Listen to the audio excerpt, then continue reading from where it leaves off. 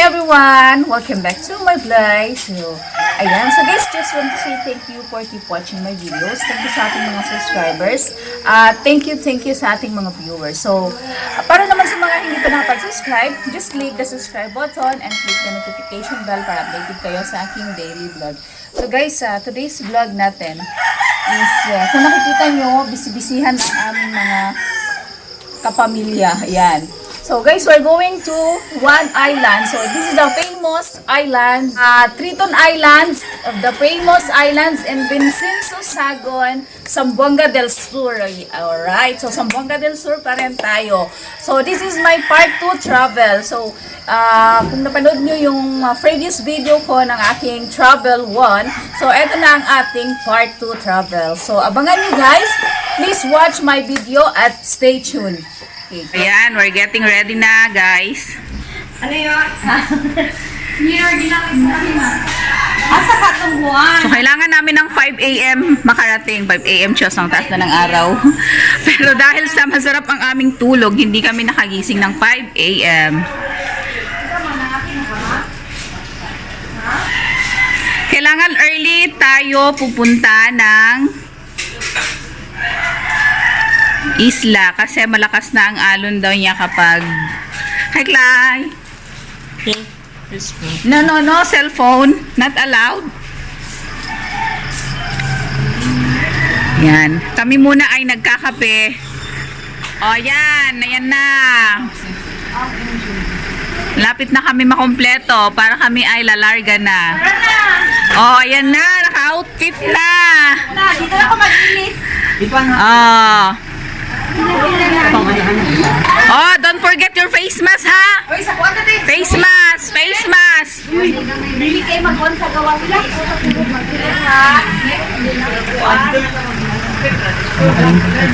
Go, guys! Linas ko. Linas ko ng ano dito.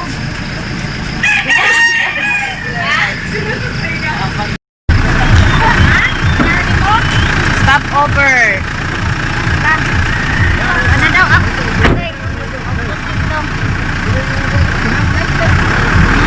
Pambot are waiting. Yay! Bye! Hi there! Hi! Mga pangit! Mga pangit nasa likod. Mga artista nasa loob. Napoy kuwan diri, beach diri ni kuwan kuya. Reales. Ang sabi ni Ketan niya. Everlasting ta? Lahi ko tong everlasting.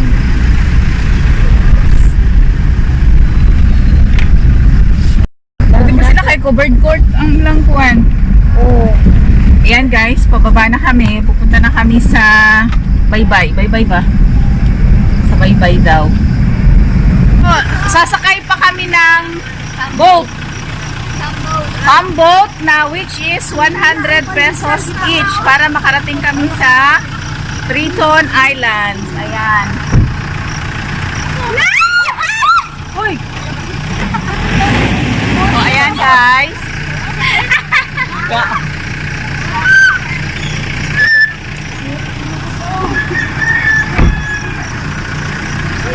Nagkauna nila. Iba mo subot. Uy, bakit ganyan ang aso nakapagilid yung dila? Yan ang aso dito.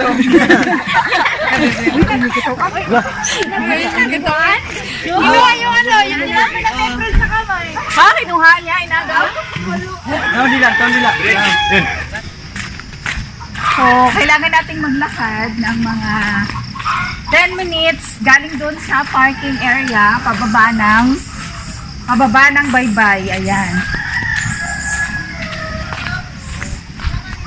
So guys, this is one of the best tourist spot here in Vincenzo, Sagon. Ayan. So itutour ko kayo doon. Don't worry, we're still on. Bad. Sipit-sipit sa lalap, bad. Kailangan pa naming sumakay ng boat para marating ang isla ng Triton. Guys, ayan na. Ito na yung aming sasakyan.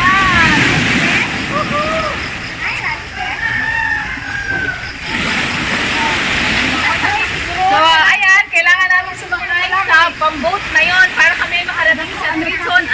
So, 100 each ang payment.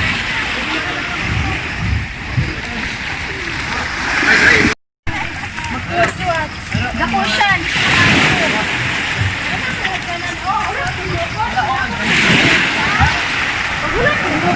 So, para makapunta ko doon guys, kailangan ko magtanggal ng aking sapatos. My God, nakasapatos sa akin.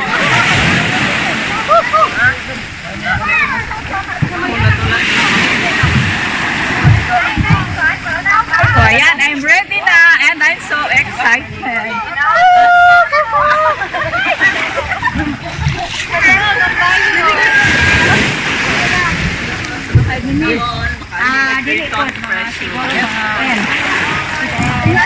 So guys, kung nakikita nyo yung island na yun ang Great Pond Island. So, dyan kami pupunta. So, 10 minutes, we will be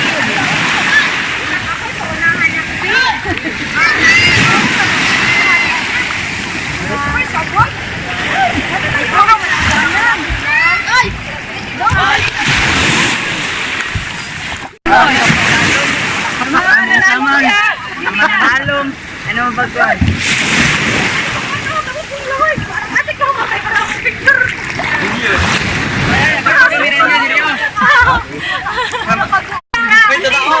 Hi guys! So, para safe tayo, kailangan natin magsuot ng life jacket. Ayan. Sige.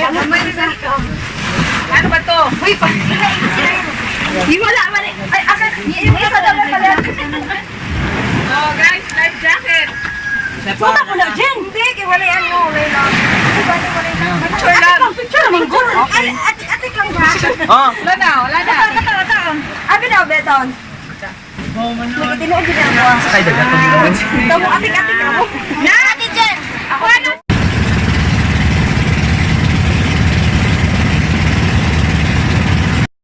How to get to Triton Island? So not that hard, loves. We got there using our service from Pagadian City to Vincenzo Sagon. So we spent 500 pesos fuel going to Barangay Lumboy, Vincenzo Sagon, and from there we rode a boat going to the islands for only 100 pesos back and forth. Ayan. For those who don't have a personal service, so guys, you can ride a van going to Vincenzo Sagon. So meron tayo in Cerredes Terminal at the back of People's Plaza, syempre Pagadian City. So once you get to Vincenzo Sagon, you will ride a motorcycle going to Barangay Waling-Waling or Barangay Lumboy, then ride a boat and you will get to the island. So don't worry because people here are very helpful to bring, guys. So first I would recommend you to bring your own life vest, but since our boat, they have their own vest, so we use their vest. So ayan,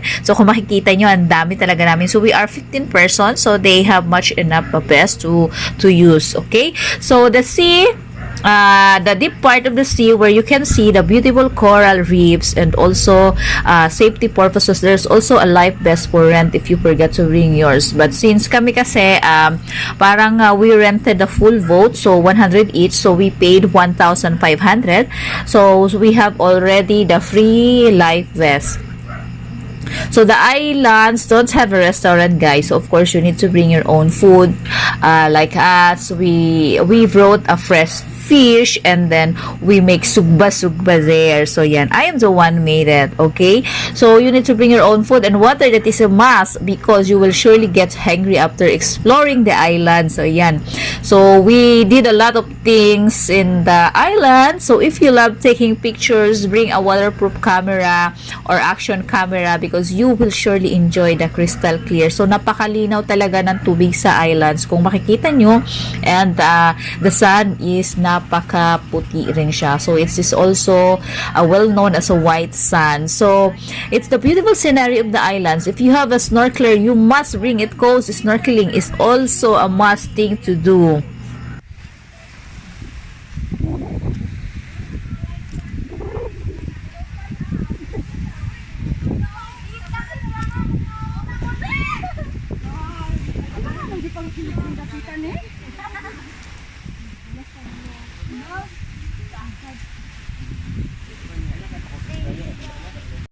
Kain na na. Kain na na.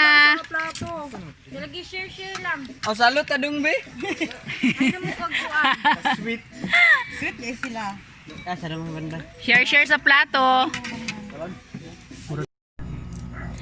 Triton Island. So, this is perfect for squad getaway in Zamboanga del Sur. Ayan. So, guys, if you are planning with your squad to go somewhere that is refreshing here at Zamboanga del Sur, or even you are from Luzon or Visayas, so visit Triton Islands, a well-preserved islands that you will enjoy with your friends, families, or even your special someone. Ayan. But if you are looking for a place where you can relax, this islands is for you.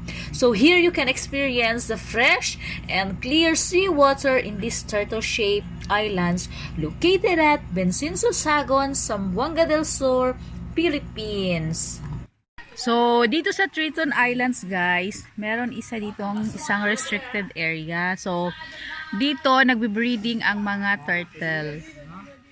Ayan. So, hanapin ko yung caretaker para makapasok ako sa loob.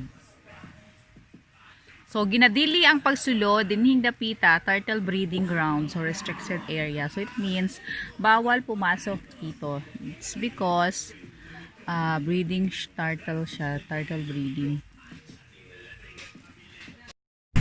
I have some tips, guys, for advice. Okay, so the best time to go to the islands is dapat early morning kayo so you can spend more time, and especially kasi kailangan mo nang bumalik ng bye-bye ng bay before mag-afternoon, so para maiwasan nyo yung ma-feel nyo talaga yung wave niya, so malalaki na yung alon niya kapag bandang hapon na siya.